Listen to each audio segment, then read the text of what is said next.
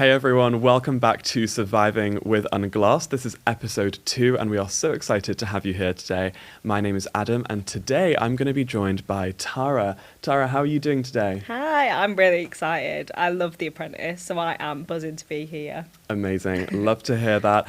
And also here's Emily, how are you doing? Hi, I'm good, thank you. Do you think you could be Lord Sugar's next business partner? We'll see, but I'm gonna say now probably not. I'm not very good with numbers, which I feel like Lord Sugar won't be the biggest fan of. That's fine. We'll see. We'll find out. Maybe I'll be great. Maybe. So in today's episode, obviously this is Surviving with Unglossed, and we are surviving on The Apprentice, another great reality show. And I sent you guys out on a task, on a little pretend task for the sake of this episode, to come up with a little brand that and to explain the entire process, how you would do on an episode of The Apprentice. So I did my research, and according to ONS, one of the fastest growing sectors in the UK is home furnishing.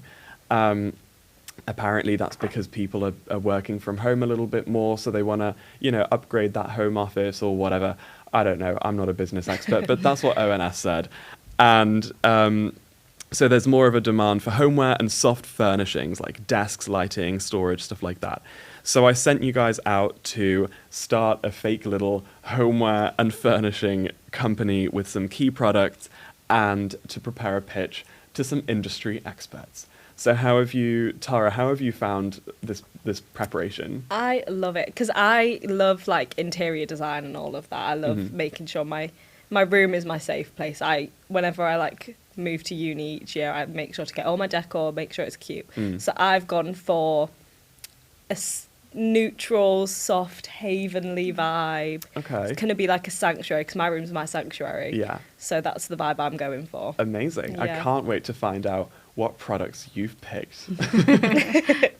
Emily, what about you? How have you found the task? Yeah, I found it good. I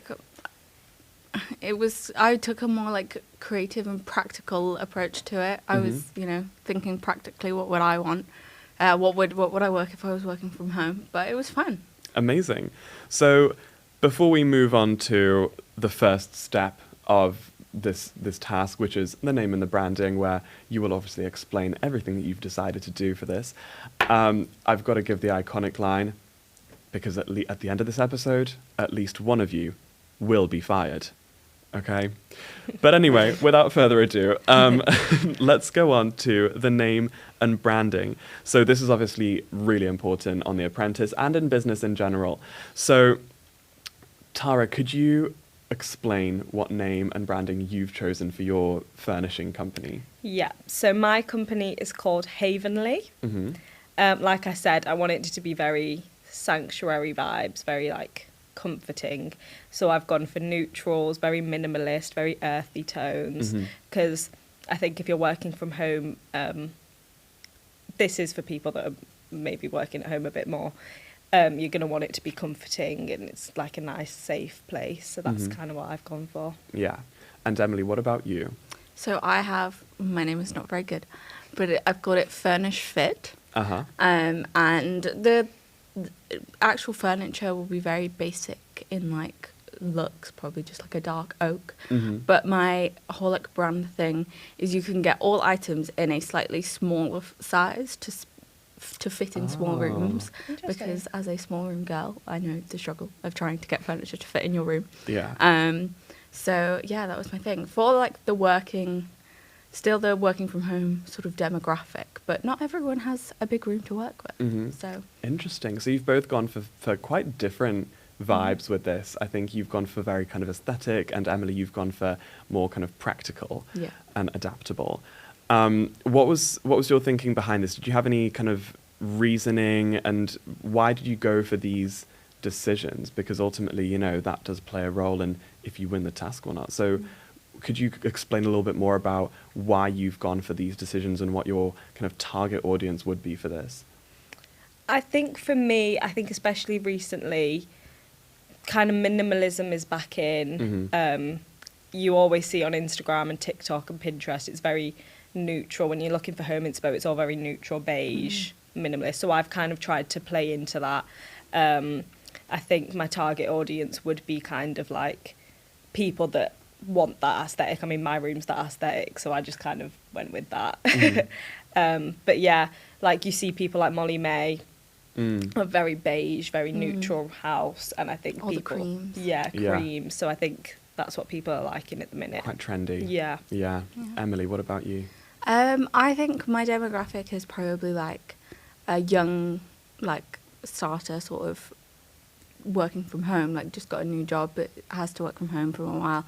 One of my friends she's moved down to London and she's had to like get like a desk and a PC in her room, and it's absolutely ginormous. It's like a quarter of her room is just this desk and PC because like just because you're working doesn't mean you have space for these big desks and these big computers. So I think that's mine, and I wanted to take it practical and give that option for people who don't have the space. Yeah, like the many students who got last pick in the student house. Yes, yeah. Obviously, Yeah.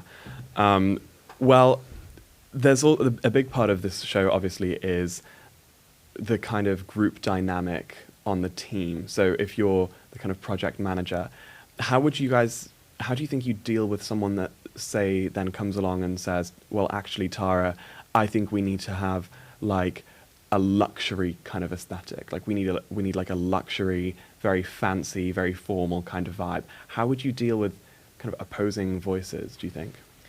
I think it's hard because you want to you've got your vision and you want to stick with that, but then at the same time, no one's going to like you if you're just kind of being a bit of a tyrant and just going with what you think. Like you need to take other people's views, but then also if someone's going completely rogue and I'm like, that's a crazy idea and we're not doing that, I think I would probably say that, especially in such a high pressure environment like The Apprentice. I probably would be like, no, we don't have time for silly suggestions, we're not doing that. Stay focused. Yeah.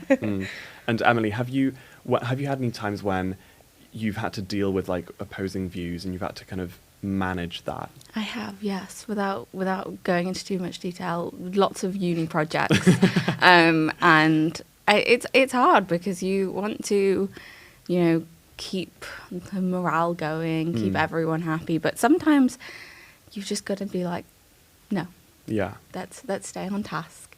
And particularly if you're team leader, you have to make decisions sometimes, which is sometimes I'm not very good at. I'm not very good at saying like, no, this is what I've decided, so this is what we're going to do. But yeah, like you say, in a situation like The Apprentice, when so much is at stake, you've got to push forward. Absolutely. Well, we're going to listen to a little audio from our expert in this episode, who is Jonny Heaver from the most recent season of The Apprentice. Tara, you interviewed him. I did. And so we've got a little bit of what he's said. So this is what Jonny said from his experience on The Apprentice about dealing with these kinds of opposing views on the show. There are so many voices, and actually because of the camera and the natures of the show, you don't speak all the time. So when you do get an opportunity to speak, everyone wants to put their ideas forward. So it is a really competitive environment in terms of getting your voice heard. And because typically I'm not the loudest person in the room, I think sometimes for those characters who might not be used to kind of being really loud in everyday life or in a work capacity might have struggled even more. I think it's just really important to have your own opinion and stand by your own opinion. I think the show's nature is you've got to make quick decisions on the spot. You've got to be very nimble to whatever it throws at you and be very adaptable. So I think as long as you kind of concentrate and are on the ball and have good opinions and ideas, you're first. You just got to kind of go with what you believe in. Because, there are a lot of strong opinions. And I think if you just go with the crowd, that won't do you well because you've actually got to have your own beliefs. Tara, do you think you're an assertive person in a group setting? No, definitely not. Why not? I think I will say my piece when I feel it's necessary. Like I will say I don't really like that, but I won't push it forward. Yeah. I will just say my opinion, and then whatever you want to do with that, do it. Which I think is a bit of a flaw with me, but I am kind of like Jonny in the sense like I'm never really the loudest person in the room. At least I don't think so. Yeah, no, I don't know. I mean, I don't think I am either, to be honest. So I think I would struggle with the stronger characters. Yeah. Trying to get my opinion forward. I do always think that on the show. I think there are some people that you just think, God, they talk a lot. Yeah. You know, they just talk and get their ideas through. Yeah. And it's like, wow, I mean, I don't know if I could stand up to those kinds of characters, Yeah. you know. Emily, what do you think? Do you think I you could think- stand up to those bigger personalities? I'm sort of someone that I'm very quiet until it gets to a point, and then I'm like, no, I can't be arsed anymore.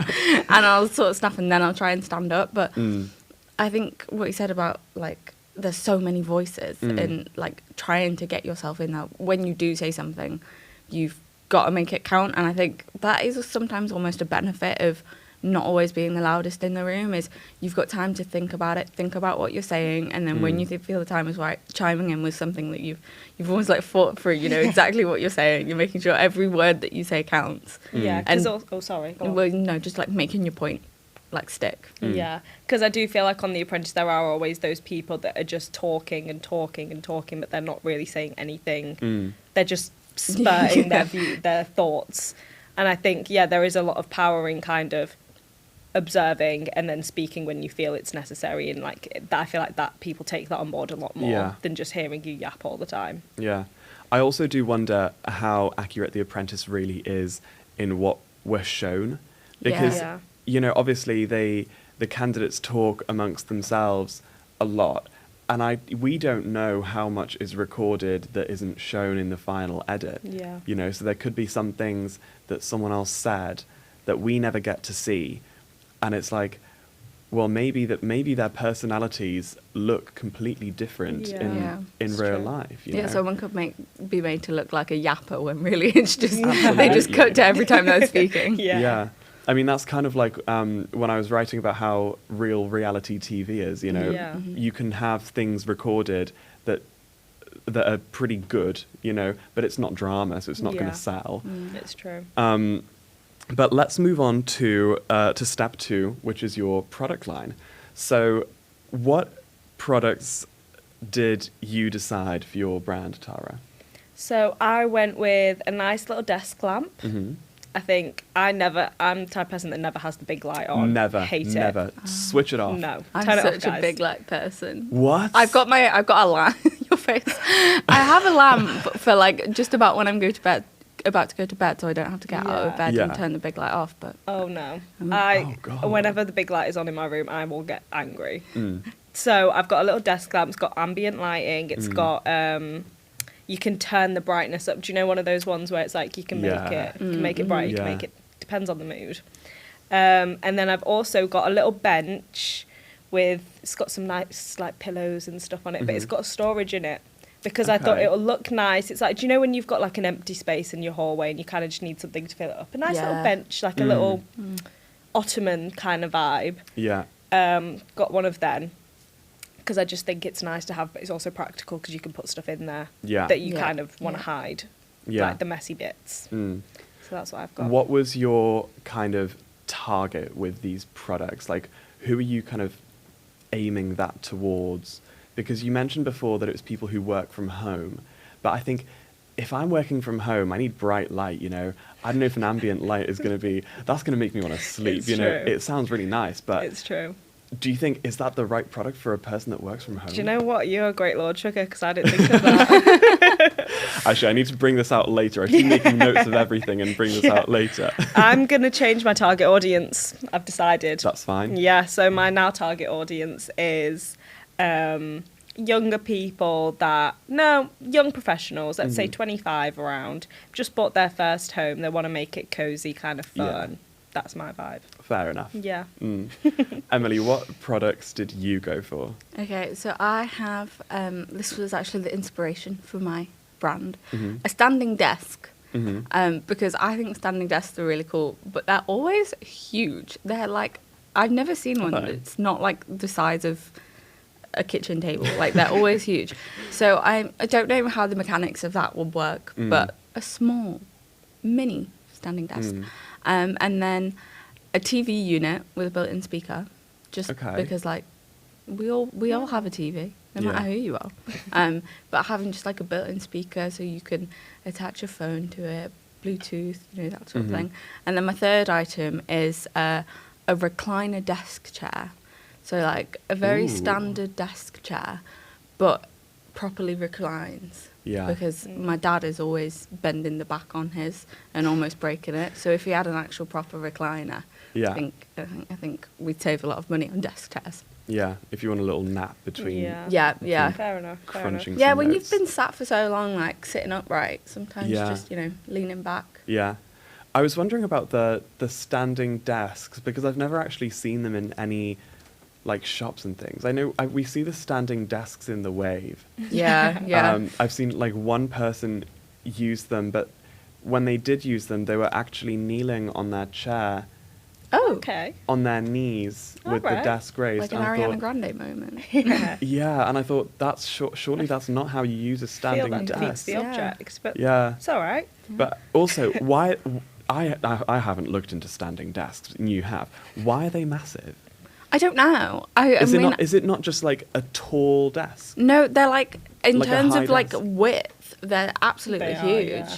Like they've got some in the library Interesting. and they're just, yeah. And a standing desk, does it have to be able to come down as well? Yeah, Yeah, so you so can it's have Right. it at like a normal Okay. desk height. Like if this was a standing desk and then you press a button and it lifts up. So you can't just have like a bar stool equivalent of a desk. No. No. No. No. Right. Okay. But yeah, they're like the new like corporate Yeah. thing. Yeah.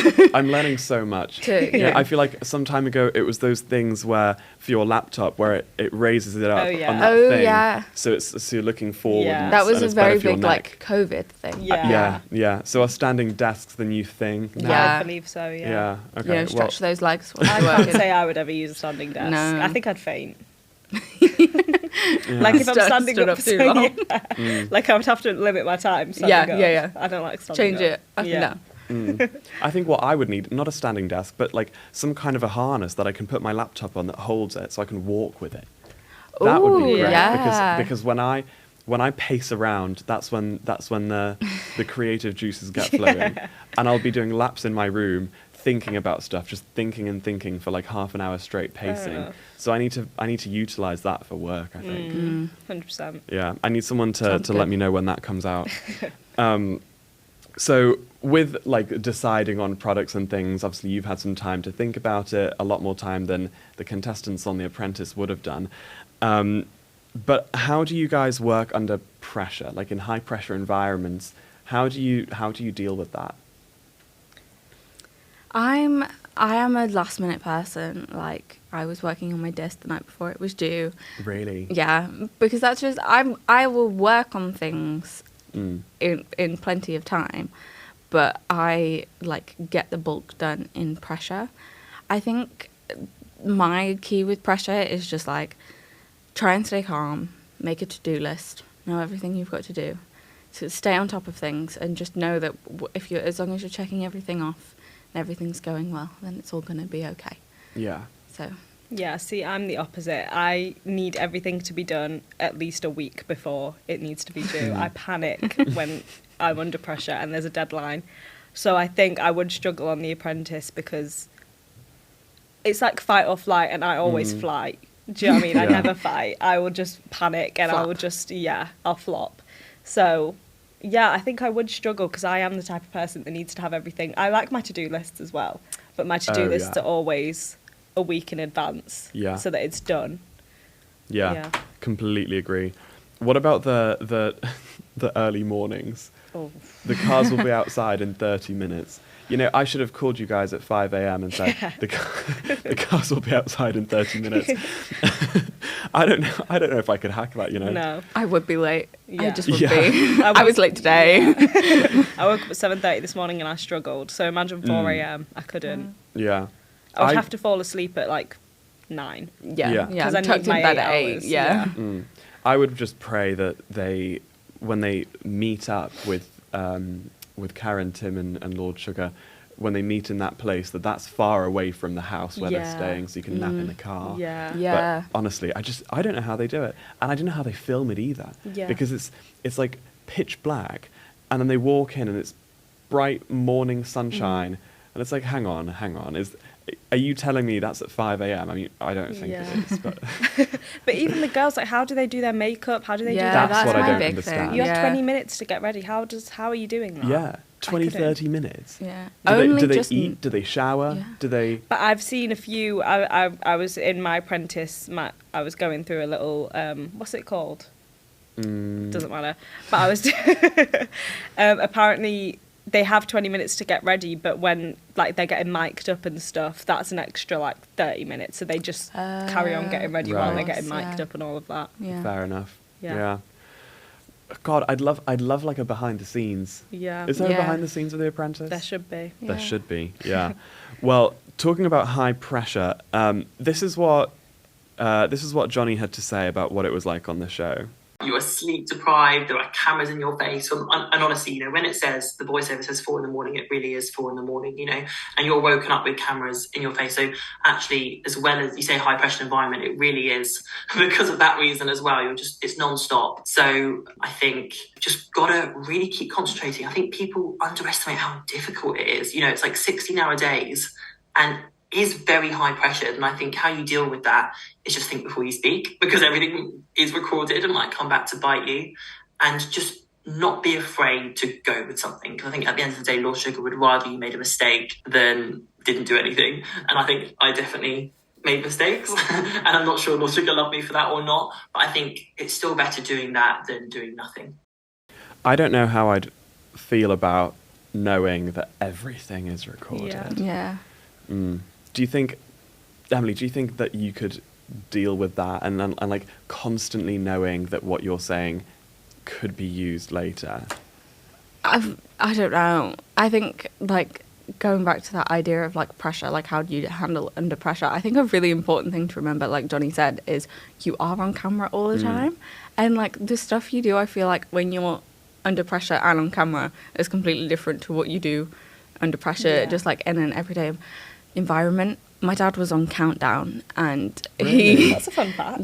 but he is great at Countdown at home. He loves a quiz show, but he got on that show and, no offense to my dad, tanked it. But because you're on camera, like, that's way more stressful than just like sitting at home being able to do something. So I think knowing that everything you're saying has been recorded, knowing that there's a lot at stake and it's a game show, there's handling that is completely different to how you would handle it in a normal situation. Yeah. 100%. And I feel like I would watch things back and be like, why did I say that? Yeah. I love that when the show comes out and you see the social medias of the contestants and they react to things. And I think I saw like Mia in the round when she got eliminated, that was like the fashion line. Yeah. And she just went for really bold choices that eventually got her Crazy fired. decision, yeah. And she was just on her Instagram story like, why on earth did I do that? Yeah. And I wonder if there are situations in real life when we make decisions that we think, oh, that makes sense. And then in hindsight, it's You look like, at it. hang on Yeah. a second, no. Yeah, it always happens, because even I look back at like things I used to do and I'm like, why did I do that? Yeah. What was Fashion going is through a my great brain? example as well. Yeah. Why was I wearing that? Oh, yeah, yeah. Fashion and makeup Yeah. and decisions. A lot of things, to be honest. Yeah. But I think it also must be a bit weird when you know that the hindsight is going to come in like several months' time. Yeah. Because it's You can't recorded even- like way before the show comes out. And that could follow you. Like, that could stick Yeah. with you. Like, now people, well, not that people remember Mia as like the girl that messed up that task and went crazy She with got it. very but far, to be She fair. did get very far. She was an amazing contestant, but Yeah. yeah, I feel like that would haunt me Yeah. when I try and forget about it. Yeah. So let's go on to the last step, which is usually the pitching. So you've now got to present your idea, present your homeware brand to industry experts. I don't know who they are. Could be from Dunelm, or maybe IKEA. God knows. So, what would you guys prioritize in your pitch? What would you kind of push forward as like the main idea that you think would sell the products?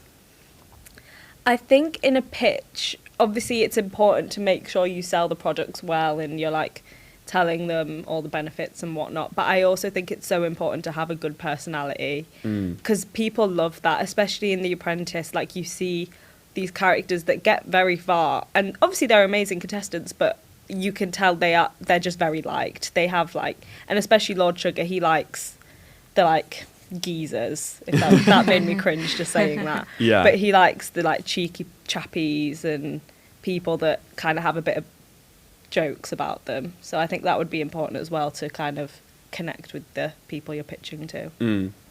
Yeah, I think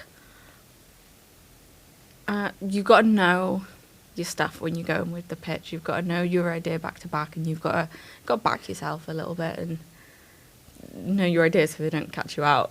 Yeah. And more specifically, in your product line and your brand, what's the kind of standout feature that you think would sell, that would do well with the industry experts? I think for me, it's the adaptability of mine. Everything comes in a smaller size, so you can make it work. And that it's going to look really cool. Yeah. Because I've said it well. Yeah. So Yeah, they real. should trust me. Amazing. I do trust you. Thank you. You're winning me over. What about you, Tara?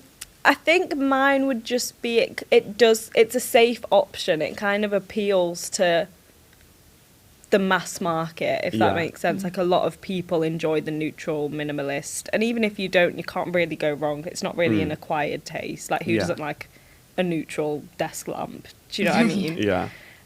So I think that would I would try and push that it would appeal to most people. You can't go wrong Yeah. with it.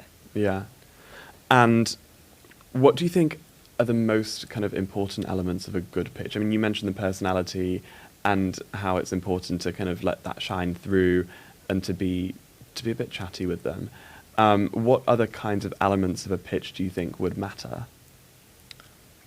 Or do you think you've been in a situation where, I mean, I assume you haven't been pitching or selling a product to someone, but any kinds of situations when you've had to sell something, you've had to promote something to another person. What are the most important things in that for you?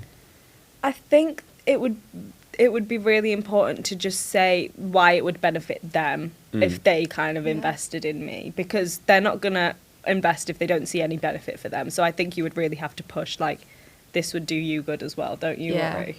I think that's really important. Like, it sounds really bad on humans, but people like to know how things can help them and how stuff benefits them. They actually don't care how much it benefits you or anything else. People just, they're selfish. Fair enough. So yeah, appeal to people, and just be confident in your idea. Like that I feel like really comes across when people are confident and believe in their brand. Yeah. And believe that it's good for them. Yeah. To be honest, that's like what they tell us for interview advice. They always say you've got to show them that they need you. You've got to flip it around. You've got to be your own biggest fan. Exactly. Yeah. So this is what Jonny said about the kinds of skills on The Apprentice that they learned, and more specifically pitching, and what that was like. The skills you learn in The Apprentice are very, very good skills, all right? And it is a business show. And, when we make the payments, when we secure the orders, whatever it is, that's all real. It's not just a game. You've got to make a relationship with that client. I was trying to secure, I think Shake Up Cosmetics was the brand I was talking to. And the minute you meet them, you've got to be interested in them, because their lives are their brand, and you're trying to secure that brand deal. So you've got to go in with the correct body language. You've got to listen to them, build that rapport with them. And luckily, I managed to secure that deal. And I think that was purely down to things like body language and listening. If you go in just on a sales pitch, that's not how you sell. And I think that's one thing I learned following on from that. You don't sell to people by doing a sales pitch. You sell to people by listening to them. That's so real. Yeah. Do you feel like you've used these kinds of skills in your life, Tara? Yeah, I think like you said, it's so important to listen to people. Obviously, we do journalism courses, and you're interviewing people all the time. Like, I think the most important thing when you're interviewing someone is to actually listen to what they're saying, and that you can ask follow-up questions. You can really build a rapport, which I think is really important. Yeah, I'd bring that into The Apprentice. Yeah, if I was there. Mm-hmm. And how do you feel like you would deal with, like, if you do your pitch and they say, actually, we don't really see any demand for this kind of product, sorry, no sales, no orders from us. How do you feel like you deal with that kind of rejection or failure? I think you've just got to like take it and, Yeah. and move on to the next. Mm. I am a big believer in like reflection and like constructive criticism.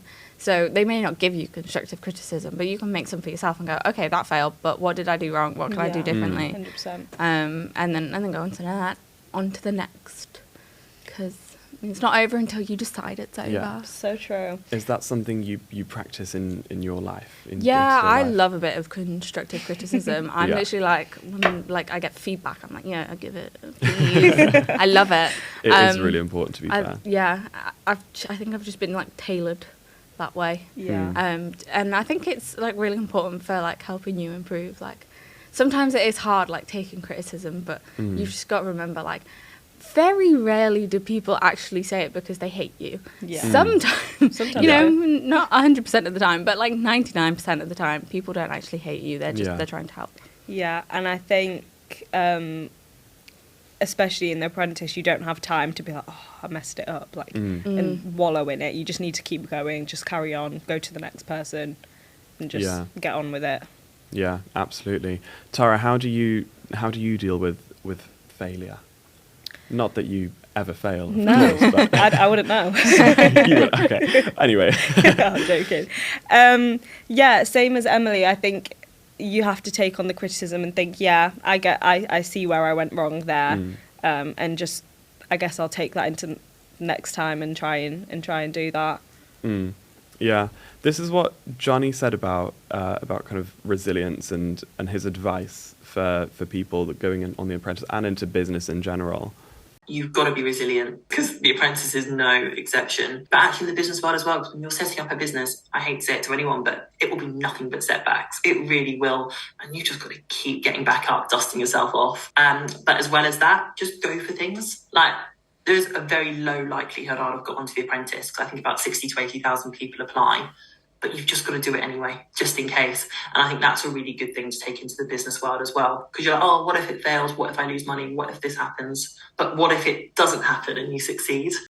You know, when I heard this for the first time, I was like, 60 to 80,000 That's applicants. crazy. Crazy. You think how many wacky people that could include? Yeah. No, imagine. But he's so right though about like just like taking the opportunity, and what we said before about like taking, like, it is like building connections and stuff. Like if you're lucky enough to get that opportunity, you've just got to throw Yeah. yourself into it, don't you? Yeah. And just try and make as many connections as you can. And if it fails, it fails, but at least you can say you did it. Yeah, realistically, what's the worst thing that's going to happen? Yeah. Like, the world keeps spinning. We said it last episode and we say it again. The Yeah, world keeps and spinning. the world kept spinning. Nothing's ever that deep. Maybe Yeah. the sun will make fun of you, but like, Who cares? yeah. Yeah. Yeah. But I think there's a lot in that we do actually, or that I've noticed in my own life, like when you, like, rejection, like when someone doesn't reply to your email, you know,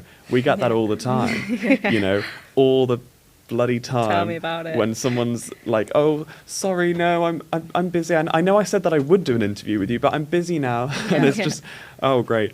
But yeah, I think it's so important to take every opportunity, especially, and I think in journalism it's really important. Yeah. Like, definitely. I know that journalism is nothing like business, but I think that there's a lot in that's kind of similar. I don't Yeah. know, do you guys feel the same? Yeah, definitely. And I think what Jonny said about what if it, you can't really be like, what if it turns out bad, because what if it turns out good? And I feel like that's something you can take in any aspect of life, Yeah. instead of like hypothesize, oh, what if it goes bad? What if I ruin everything? Like, well, what about the opposite? Yeah, what if it goes great? Yeah. Yeah, Change your life. absolutely. Well, you've done your pitch, and you can go through to the boardroom now. I don't know if I should do a whole like discussion with Karen and Tim or something. Get Baroness But- Brady up. I think you guys have done really well. I love both of your brands. I love both of your ideas, and God, I feel bad. I don't want to fire one of you. After you got to be brutal. I feel really bad. No, we work together, and I don't want to fire one of you. I think that would be mean. I think you've both done really well.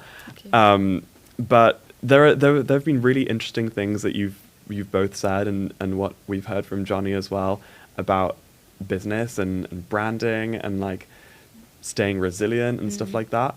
What have been like the standout things in this episode of Surviving with Unglossed for you, Tara? I think the biggest thing is, again, like we said, just stay resilient. You kind of just have to take every opportunity, say yes to everything, because you never really know where it can take you. And if you fail, if you get rejected, then you just bounce back. Yeah. What about you, Emily? That, you know, when cameras are on you and you're in an intense environment like The Apprentice, you know you've got to be careful, but also, you know, you might say something stupid, and that's okay. Yeah. But it's just an experience at the end of the day. And yeah. And I mean, on The Apprentice, you have no power over what gets edited out. Whereas if you're in podcast studio A, I mean, you know, you can just actually, let's cut that. Although I don't think there's anything today that necessarily would come back to bite us. But yeah, I mean, do you guys feel like I asked you this last week as well, do you feel like you would have survived on The Apprentice? Or would you be getting fired in week 1? No, I would like to say I think I could survive, but I don't know if I would win it. But I think I'd like to think that I would get far. I'm not sure if I would get far. Maybe not out week 1, but I'm not particularly business minded, I'll be honest. I think I'd fail pretty quickly. Yeah, I think because I did business A-level, I think I have the credentials, to be honest. Okay. Yeah, I think Lord Sugar would really like that. You've never done business. Fair enough. I like can't read numbers particularly well, so I definitely like, they'd be like, oh, this is like £10,000. I'd be like, perfect, £1,000. Like, like I would get caught out. Oh no, I would be like those, like when they have to calculate something, and they just work out the costs and the things completely wrong, and then it just pans to Karen, and she's like, "What are they doing?" That would be me. That would be me. Honestly, yeah. But I think what I would try and do is be the one that like keeps the group together. And like morale. Keeps the morale high, because I feel like they're always popular. You know, the ones that don't cause problems, and the ones that just kind of like keep things moving and like work on stuff. Yeah. I think that's what I would try and do. I don't know if that's smart, I think I'd try and like sort of fly under the radar for a bit, just be like another person in the show, and then eventually I'd get caught out. Yeah, I felt that if you had that, you'd kind of get to like the middle stage, and then Lord Sugar would be like, hang on a minute, who are can you do? I really do think that like some of the candidates that get really, really far, they kind of avoid getting fired because they're not the worst person each week. They don't particularly stand out, but they're not the worst. It's Whereas true. I think some of the ones that are more kind of dynamic, they're kind of like, they're either really great or they just like fumble something, but they don't fly under the radar, to be honest. They're a lot more loud. So I don't know what the best kind of strategy would be, or if there is a strategy that you can do yourself. Is it just a matter of what gets edited in or not? I think I would just be myself and just hope for the best. Yeah. Well, that's all for today's episode, or for this week's episode of Survivor with Unglossed. It's been really fun. I've really loved going from Love Island and bikinis to The Apprentice and suits. You know, I brought this out just for today, of course. Formal. Well, thank you so much for tuning in this week, and we will see you next week with another episode of Surviving with Unglossed. Bye for now. Bye. Bye.